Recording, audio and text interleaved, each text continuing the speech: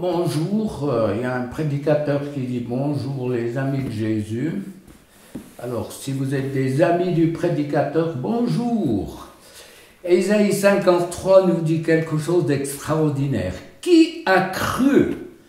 Qui va croire à ce qu'annonce cet évangile extraordinaire d'un Jésus qui veut changer les vies? Il y a une préfiguration extraordinaire. On est 8 siècles avant Jésus, là. Hein? En hébreu, Ésaïe, c'est le Seigneur et le salut. Comme pour nous, Dieu d'Israël est notre Dieu aussi. J'espère que vous croyez qu'Israël est le peuple de Dieu et que pour être béni, je le répète souvent, les gens veulent recevoir des bénédictions, alors bénissez Israël, puis vous allez être bénis, je bénirai ceux qui te béniront. Alors c'est ce même Dieu qui est le seul vrai, le seul Dieu, alors que ceux qui me suivent, vous savez que depuis de nombreuses années, j'ai parlé de la corruption, mais particulièrement de la séduction qui venait dans l'Église et qui essayait de piéger le peuple de Dieu. Alors, on est dans une génération, du temps d'Ésaïe, de peuples qui adorent des tas de faux dieux, et, alors que Dieu lui dit « Je suis le seul vrai Dieu ». Il n'existe pas, c'est des dieux de bois, des dieux de pierre, et puis ils n'existent pas. Alors, humainement, je peux croire à la simple reconnaissance des faits, des événements, à une référence, à une croyance. Et qu'est-ce que ça change? Je peux croire qu'il fait beau, qu'il va pleuvoir demain. Du reste, dans Jean 2, au verset 23, quand les gens virent ou voient les signes étonnants qu'il fait, donc Jésus, beaucoup croient en lui, mais Jésus n'a pas confiance en eux parce qu'il les connaît tous et il sait ce qu'il y a dans le cœur des humains. Alors, le miroir, et demande-toi, qu'est-ce qu'il y a dans ton cœur? Je crois qu'on est appelé à porter du fruit. Et si l'arbre reste toute la saison ou les saisons, du printemps à l'automne, à avoir beaucoup de feuilles et beaucoup de fleurs, même si les parfums sont bons, s'il n'y a pas de fruits, il n'y a pas de sens. Donc, plusieurs fois, Jésus, où la parole dit, on reconnaît l'arbre à son fruit. Donc, c'est peut-être que c'est une détermination de porter du fruit. Alors, humainement, donc, comme je l'ai dit, je peux croire à la simple reconnaissance des faits, des événements, une référence à une croyance. Je crois. Jésus est le Fils de Dieu, mort à la croix. Je peux croire que Marie est sa mère, sans plus. Mais dans une illustration de ce qui précède, on le trouve dans Acte 8, au verset 12, il crut au message de Philippe, il fut, donc c'est Simon le magicien, il fut baptisé, attiré par le surnaturel. Là, les amis, il faut ouvrir les yeux et les oreilles, hein. Le surnaturel, chauffer les salles et tout, attention. Dieu est dans le souffle doux et léger, il n'est pas dans l'excitation. Je dis souvent, moi, derrière un micro, je peux manipuler une foule en faisant monter les émotions. Ce n'est pas les émotions qui vont amener à quoi que ce soit. Alors, il est attiré, il a cru au message de Philippe. Il fut baptisé, excusez du peu. Qu'est-ce qu'ils ont fait, ces apôtres? Moi, je me dis, mais attends voir. Et je pense que c'est Dieu permet ça pour qu'on soit interpellé. C'est pas le tout d'être baptisé. Moi, souvent, les gens me téléphonent, ils me disent j'ai été baptisé, mais ça me fait une belle jambe. J'ai été baptisé, ben oui, c'est bien, c'est un acte d'obéissance, mais c'est pas le baptême c'est ce qui résulte du baptême qui interpelle, quand une vie est changée. Alors, il a cru, et puis il est convaincu et tombe dans le piège. Donc il a vu les miracles, les guérisons, les paralytiques. Ses pouvoirs l'empêchent de croire avec son cœur, être convaincu de péché, et que dire des fausses sécurités enseignées. Tu peux aussi convaincre et croire dans Dieu d'une manière qui n'est pas juste. L'histoire donc de Simon est une preuve. Il voit ce que Philippe n'a pas. Pierre voit ce que Philippe n'a pas vu. Quand il demande à payer, il veut donner de l'argent pour recevoir la puissance et l'autorité. Pierre réagit au quart de tour. Il réagit, il voit ce que Philippe n'a pas vu. Repens-toi, lâche tes pouvoirs, renonce aux ténèbres, change de vie. Je vois, Pierre lui dit, je vois qui tu es dans le fiel amer et dans les liens de l'iniquité. Et pourtant il a cru et il fut baptisé, c'est le même homme. Deux apôtres, un qui voit cet homme qui demande le baptême, et puis l'autre qui, avec plus ou avec du discernement, voit ce qu'il y a dans le cœur de cet homme qui s'est mis à la lumière. Et je crois que c'est ce que nous devrons vivre ou devons déjà vivre, c'est-à-dire un temps où on peut nous mettre le doigt sur les erreurs qu'on fait ou qu'on croit et nous aider les uns les autres, pas comme des super qui avons tout compris, on est conscient. Je pense que vous êtes comme moi, plus on avance avec Dieu, plus on se rend compte de nos limites, plus on a besoin de son regard chaleureux, plus on a besoin de son onction qui nous touche, qui nous guérit, qui nous fortifie, qui nous encourage. Et ça, c'est extraordinaire. Qui a cru à cette nouvelle qui nous est apprise? Qui a reconnu la puissance du Seigneur? Il supportait nos maladies, nos souffrances, blessé à cause de nos fautes, écrasé à cause de nos péchés, puni. Il y a une punition qui est tombée sur lui. Alors, pourquoi et comment nous exclure de toutes ces bénédictions en restant culpabilisés, accusés, alors qu'il y a une main à tendre et puis dire Dieu, ce que Ésaïe l'a dit il y a des centaines d'années, moi je veux le vivre, je veux quelque chose de nouveau. Il faut prendre la parole de Dieu telle qu'elle nous est présentée. Bien sûr qu'on sait que lire la Bible, c'est creuser, c'est chercher profondément, c'est étudier le sens qui est caché souvent derrière les mots. Et si on sort les versets du contexte, je le dis souvent, alors c'est pas ce que Dieu veut. Du reste, dans ces temps de corona, Dieu aimerait agir de telle manière qu'il y ait une croissance dans nos vies. Et souvent, la croissance, c'est le fruit de mort et de résurrection successives.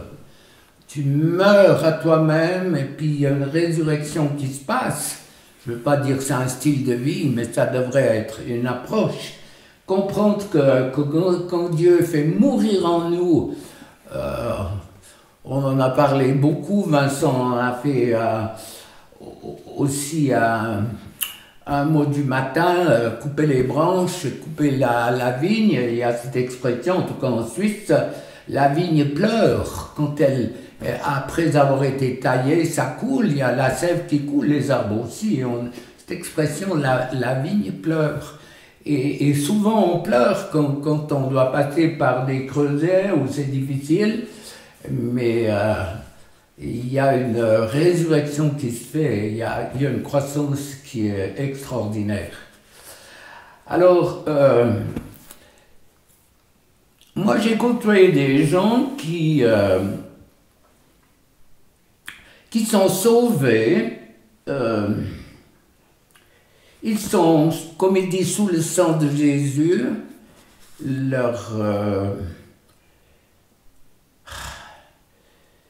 Mais rien ne change beaucoup dans leur vie. C'est comme si c'est un arbre qui végète, c'est dommage parce qu'il faut se saisir des promesses à des moments où on a l'impression qu'il n'y a plus rien qui passe, la sève passe pour nourrir l'arbre que nous sommes. Alors, ces personnes, souvent, elles ont entendu toute leur vie la prédication du pardon, toute leur vie, de leurs fautes, la guérison de l'âme. Sont-ils pour cela plus excellemment en santé spirituelle? Font-ils envie? Moi, je crois qu'il faut, c'est pas un doigt pointé pour juger, c'est tellement facile. La parabole de Jésus de la poutre et de la paille, faut lire la Bible comme mettant quelque chose que Dieu utilise pour nous parler. Mais je pense que dans cette période comment elle va finir, si ça va toujours plus loin. Je dis souvent, est-ce que c'est un jugement de Dieu ou Dieu parle? Où est la différence? Ça fait quoi? Dieu parle, Dieu est en train de sonder, de purifier. C'est quoi qu'il faut? Il faut laisser grandir en nous toute la foi, la semence que Dieu a mise pour qu'on fasse en vie. Je crois qu'on a des réponses. Et aller au-delà de la théologie du lépreux qui dit « Si tu le veux, tu peux me rendre pur ». Jésus lui dit quoi? Bien sûr, dans Matthieu 8. « Oh, je le veux. Je suis qui je suis. » Ça, c'est pas j'étais, je suis qui je suis. Ce Dieu d'Ésaïe 53, c'est le Dieu de maintenant. Ça, c'est quelque chose que j'ai écrit en janvier, avant le corona. Qui a cru, était loin de penser que Dieu allait éprouver notre foi de telle manière. C'est vrai que c'est pas facile. Mais si ça sert toujours plus, s'il y a une deuxième vague, qu'est-ce qui va te passer? On ne va pas être des prophètes de malheur, mais des prophètes qui... une voix prophétique qui vous dit, mais laissez la parole de Dieu grandir en vous pour avoir des racines, pour être des réponses pour tous ceux qui souffrent et qui sont paumés autour de nous. Aujourd'hui, Dieu dit, l'ennemi dit, tu ne guériras pas. Pas de délivrance. Alors pourquoi écouter ce menteur? Dieu dit, qui a cru, l'ennemi va dire le contraire.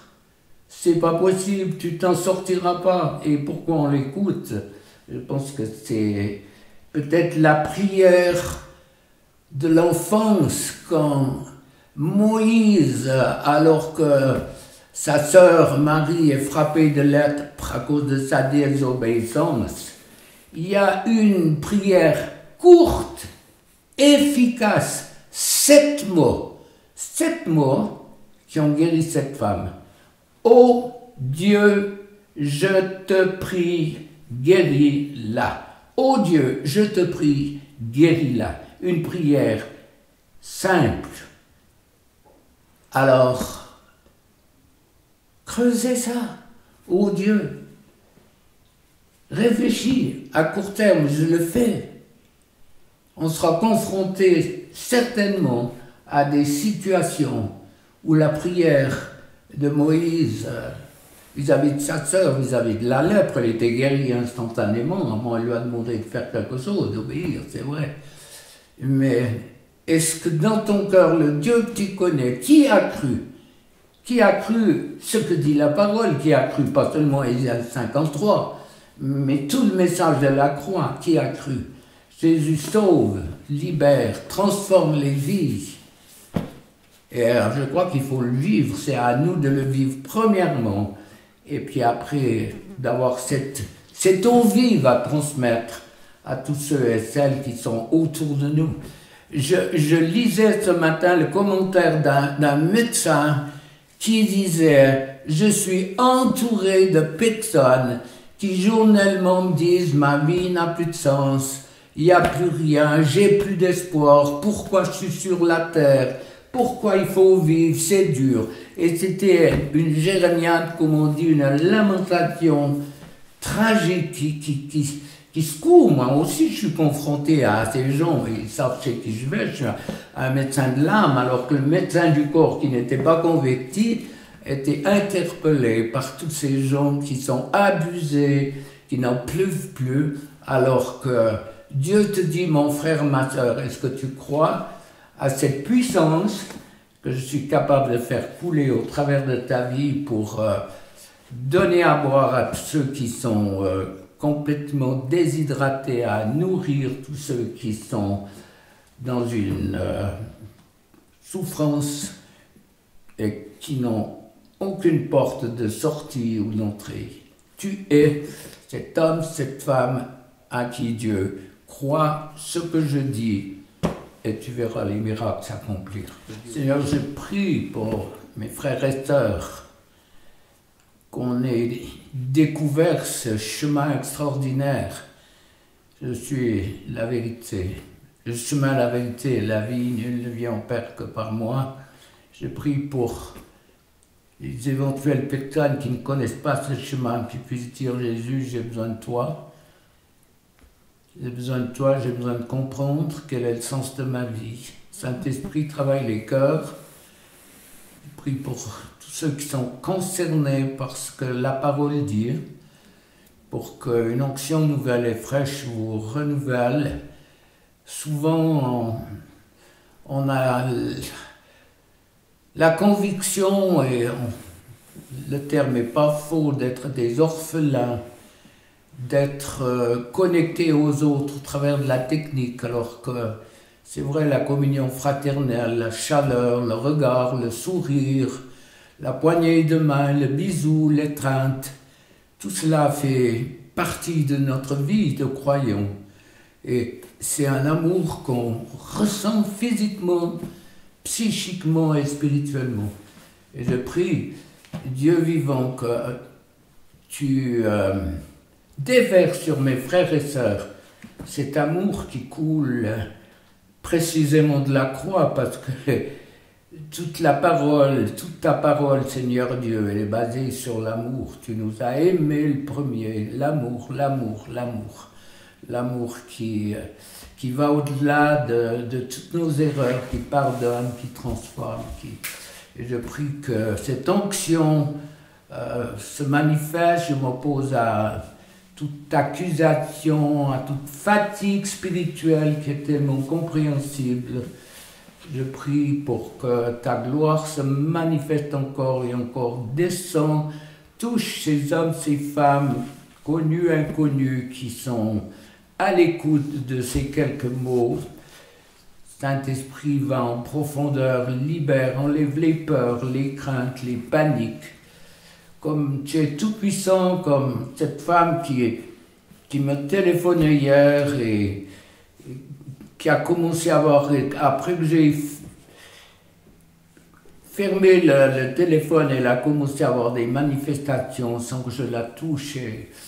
Elle tremblait de tout son corps. Et je prie que ces manifestations se fassent au travers de vous, que les hommes, les femmes puissent voir que Dieu est Dieu, un Dieu qui guérit.